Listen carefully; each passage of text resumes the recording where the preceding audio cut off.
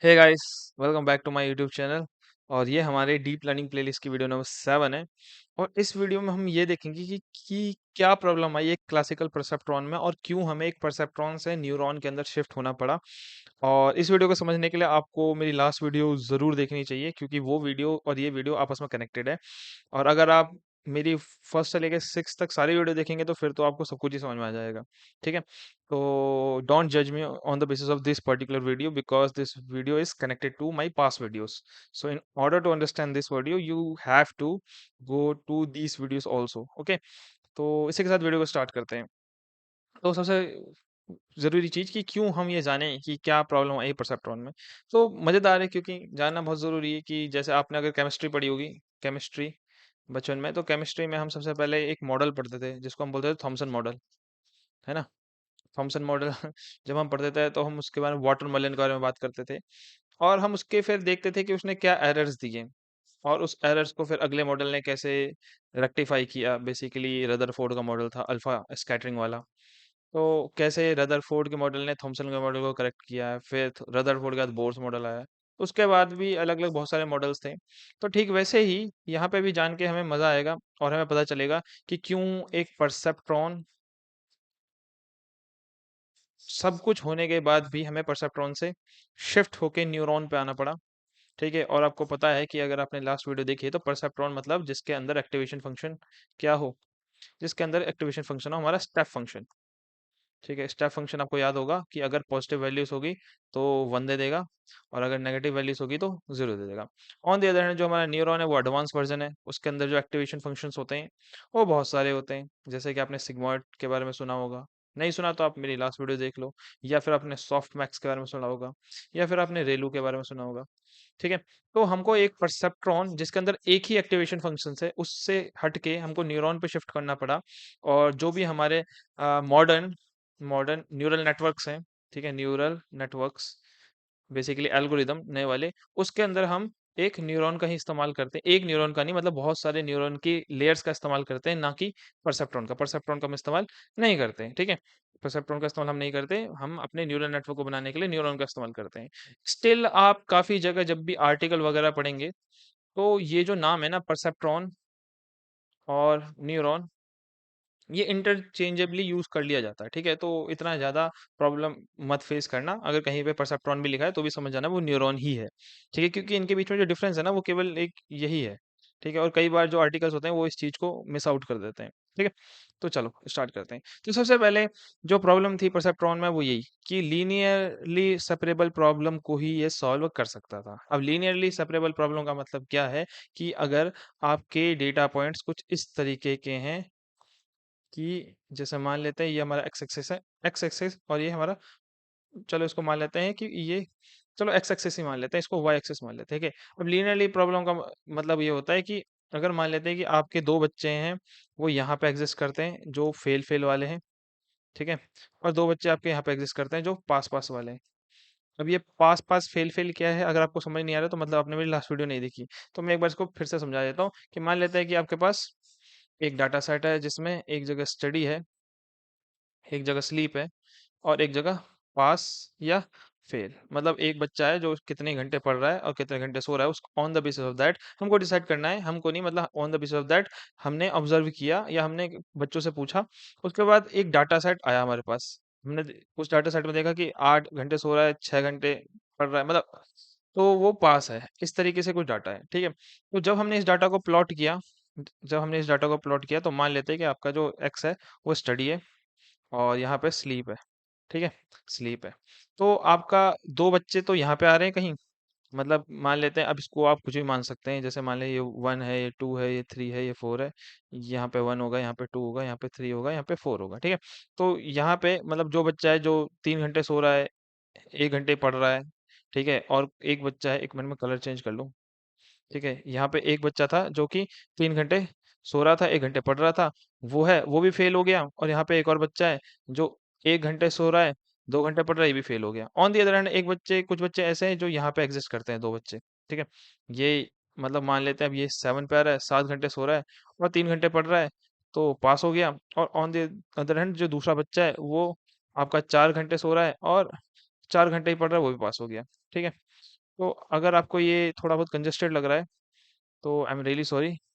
ठीक है, ये भी पास हो गया, ये भी पास हो गया, मतलब कुल मिला के आपके जो डेटा पॉइंट्स है वो कुछ इस तरीके के हैं। यहाँ पे दोनों फेल वाले हैं, यहाँ पे दोनों फेल वाले हैं एफ एफ, और यहाँ पे दोनों पास वाले हैं, पास पास वाले हैं। अब ये इस ऐसे डाटा को हम बोलते हैं लीनियरली सेपरेबल डाटा, कि इसमें जो क्लासेस हैं, अपोजिट क्लासेस मतलब फेल और पास वाली जो क्लासेस हैं वो आराम से एक लाइन की हेल्प से सेपरेट हो सकती हैं, एक लाइन।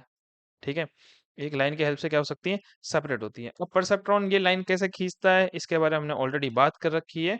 फिलहाल बस मेरे को ये को समझाना था कि एक लाइन के लेफ्ट वाले सारे फेल वाले बच्चे हो जाएंगे, एक लाइन के इधर वाले बच्चे सारे पास हो जाएंगे। तो इस तरीके से परसेप्ट्रॉन एक लीनियरली सेपरेबल डाटा मतलब कि एक लीनियर लाइन से सेपरेट कर सकता है अपोजिट क्लासेस को। यहाँ पे एक क्लास होगी, यहाँ पे दूसरी क्लास होगी, ऐसी प्रॉब्लम को परसेप्ट्रॉन सॉल्व कर सकता है। ठीक है, लेकिन अगर मान लो आपका कुछ डाटा इस तरीके का हो गया, किस तरीके का, इस तरीके का कि यहाँ पे एक बच्चा पास है, एक बच्चा फेल है। ठीक है, और यहाँ पे एक बच्चा फेल है, एक बच्चा यहाँ पे पास है। ठीक है, इसके जस्ट, अरे यहाँ पे क्या हो गया, ठीक है, इस तरीके से यहाँ पे पास है। और मैं एक और बच्चा ले लेता हूँ उसको थोड़ा और वो करने के लिए, यहाँ पे मान लेते हैं। ठीक है, यहाँ पे फेल है। ठीक है, यहाँ पे फेल है। ठीक है, अब मैं फेल वाले को थोड़ा अलग कलर से कर देता हूँ ताकि आपको इजीली दिख जाए। ये वाला फेल है, ये वाला फेल है, ये वाला फेल है। ठीक है, अब आप यहाँ पे ना कोई भी एक लाइन खींच के इसको सेपरेट नहीं कर सकते। जैसे मान लो आपने ये लाइन खींची तो पास वाला ऊपर आ गया फेल वालों के साथ, और फेल वाले के साथ पास वाला भी आ गया। ठीक है, तो ये प्रॉब्लम हो रही है यहाँ पे। उसके अलावा अगर आपने कोई और लाइन खींची होती तो भी किसी तरीके से भी आप इन दोनों ही पॉइंट्स को अलग नहीं कर पाते। जैसे मान लो मैं एक ऐसे लाइन खींच दूं, तो पास वाला फेल की तरफ है, फेल वाला पास की तरफ है। मतलब आप कितनी लाइन खींच लो, आप किसी तरीके से भी ना इसको लीनियरली सेपरेट नहीं कर सकते। लीनियरली सेपरेट मतलब कि एक लाइन से आप इसको सेपरेट नहीं कर सकते। आपको कुछ इस तरीके की लाइन चाहिए कि जो ऐसे करके, अच्छा यहाँ से तो वैसे भी नहीं हो पाएगी ये, मतलब ऐसे करके, ओके ये तो बहुत ही अजीब तरीके से हो गई। रुको इसको सोचते हैं एक बार कि कैसे करके आपको इन दोनों को अलग करना है। इरेजर, एक मिनट, हाँ यहाँ पे पेन। ठीक है, अब ये फेल यहाँ पे है, ये पास यहाँ पे है। मतलब एल्गोरिथम तो कर ही लेगा ऑफ कोर्स। मेरे को इसमें कुछ ऐसा करना पड़ेगा कि ये पॉइंट्स इस तरीके से अलग हो जाएं, और ये पॉइंट्स, ये वाले जो पॉइंट्स है फेल वाले, ये एक साथ आ जाएं इस तरीके से। ठीक है, तो आप मेरे ख्याल से समझ पा रहे होंगे कि यहाँ पे प्रॉब्लम हो क्या रही है। प्रॉब्लम ये है कि यहाँ पे एक लाइन से तो दोनों सेपरेट नहीं हो सकते, क्योंकि ये जो प्रॉब्लम है ये लीनियर प्रॉब्लम नहीं है। लीनियर प्रॉब्लम मतलब एक लाइन वाली प्रॉब्लम नहीं है। तो ऐसे डाटा में परसेप्ट्रॉन ना काम नहीं कर सकता। परसेप्ट्रॉन केवल ऐसे ही डाटा में काम कर सकता है, ऐसे लीनियरली सेपरेबल डाटा में लेफ्ट और राइट में अपोजिट क्लासेस होनी चाहिए। जैसे ही वो क्लासेस मिक्स हुई, परसेप्ट्रॉन हो गया कंफ्यूज। परसेप्ट्रॉन के जो मैथमेटिकल फॉर्मूला होते हैं वो काम नहीं कर पाते। ठीक है, तो यही प्रॉब्लम होती है पहली जो कि परसेप्ट्रॉन में होती है। ठीक है, कि नॉन लीनियर डाटा पे ये काम नहीं कर सकते। तो ये पहली प्रॉब्लम होगी, जैसा कि मैंने आपको यहाँ पे दिखा भी रखा है कि आपके दो क्लासेस, यदि एक जीरो वाली क्लास यहाँ पे, एक जीरो वाली क्लास यहाँ पे, ये दोनों जीरो जीरो पॉइंट है, मतलब सेम क्लास को बिलोंग करते हैं। सेम क्लास का मतलब है कि ये बच्चा भी फेल है और ये बच्चा भी फेल है। ठीक है, और वन क्लास होने का मतलब है कि ये दोनों पास क्लास वाले हैं। पास, ये बच्चा भी पास है, ये बच्चा भी पास है। और अब मैं आपको बोलूं कि आप मेरे को इसको एक लाइन से सेपरेट करके बताओ, तो ऐसा हो ही नहीं सकता। आप यहाँ से लाइन खींचो तो भी गलत हो रहा है, यहाँ खींचो तो भी गलत हो रहा है। आपको किस तरीके से, इस तरीके से लाइन खींचनी पड़ेगी कि ये दोनों डाटा पॉइंट्स एक साथ आ जाएं। ठीक है, कैसे आ जाएं, एक साथ आ जाएं। अगर मैं आपको बताऊं तो इस तरीके से कि ये ऐसे आ जाएं आपस में, और ये अलग से आ जाएं, तो ये भी नॉन लीनियरली सेपरेबल है। ठीक है, तो इस ऐसे डाटा में हमारा जो क्लासिकल परसेप्ट्रॉन है, क्लासिकल परसेप्ट्रॉन वो काम नहीं कर सकता, वो काम नहीं कर सकता। ठीक है, उसके अंदर ऐसे प्रॉब्लम को सॉल्व करने के लिए हम एमएलपी का यूज करते हैं, मल्टी लेयर परसेप्ट्रॉन का। अब मल्टी लेयर परसेप्ट्रॉन, फिर से परसेप्ट्रॉन आ रहा है, लेकिन यहाँ पे आप इसको न्यूरॉन्स बोल सकते हो कि इसके अंदर न्यूरॉन्स का इस्तेमाल होता है। ठीक है, बोल सकते हैं हम। ठीक है, ये हमने लास्ट वीडियो में डिस्कस किया था। ठीक है, अब दूसरी चीज, एक परसेप्ट्रॉन केवल एक ही होता है। हम इसका क्या मतलब है कि परसेप्ट्रॉन अंदर अंदर केवल एक ही वेटेड सम होगा। ठीक है, एक ही वेटेड सम होगा, एक ही बायस होगा, और एक ही एक्टिवेशन फंक्शन होगा। और एक्टिवेशन फंक्शन के बारे में तो हमने ऑलरेडी बात कर रखी है कि कौन सा एक्टिवेशन फंक्शन होता है यहाँ पे, स्टेप फंक्शन। ठीक है, इसके अंदर कोई लेयर वगैरह नहीं होती। लेयर वगैरह मतलब कि जो हम बोल रहे थे ना कि एक इनपुट की लेयर होगी, यहाँ पे इनपुट्स होंगे, फिर आपकी हिडन लेयर आएगी, फिर आउटपुट लेयर होगी। तो ये सारी चीजें एक सिंगल परसेप्ट्रॉन के अंदर नहीं होती है, ये पूरे आपके किसके अंदर होती है, एमएलपी के अंदर होती है। तो अब क्योंकि एक सिंगल परसेप्ट्रॉन है, तो सिंगल परसेप्ट्रॉन ज्यादा कम्प्लेक्स पैटर्न को सॉल्व नहीं कर सकता, केवल बाइनरी क्लासिफिकेशन को सॉल्व कर सकता है। तो ये भी एक प्रॉब्लमेटिक चीज है। ठीक है, कम्प्लेक्स डाटा को ये सॉल्व नहीं कर सकता अकेले, क्योंकि एक ही पर्टिकुलर एक ही है ये, केवल कुछ वैल्यू एक्सेप्ट करेगा, वेट टीट सम करेगा, बायस ऐड कर देगा, बस आउटपुट दे देगा। वो भी किसके लिए, केवल बाइनरी क्लासिफिकेशन के लिए। उसके अलावा तो ये कोई प्रॉब्लम सॉल्व ही नहीं कर सकता। तो एक प्रॉब्लम ये होगी।